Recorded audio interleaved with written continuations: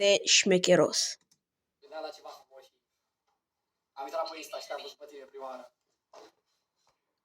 Da, știi că am iubit, nu? Păi ce contează? Păi, ce contează? Nu vrei încă unul? Nu. Voi n-am. Ce are el și n-am eu? Ce are el? Pula mare. Șmecher, da, bă, ce să zic. Aia zic dat.